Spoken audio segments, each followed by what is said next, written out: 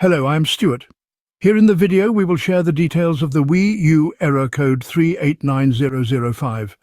The error reads this SD card is not the one prepared for use with the target Wii U console. As per our research, the error can come while doing any tasks on the SD card on your Wii U console, especially if you are trying to transfer data from one Wii U console to another.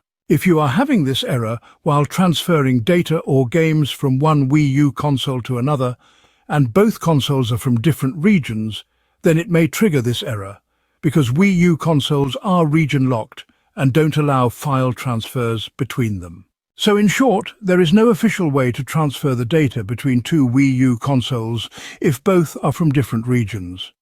In case you still want to transfer, then you have to use Homebrew to extract the saves and the games, and have to put Homebrew on the target other Wii U console. Thanks for watching. If this video helped, don't forget to like, share and subscribe for more troubleshooting tips. Have any questions or issues? Drop them in the comments below. See you in the next one.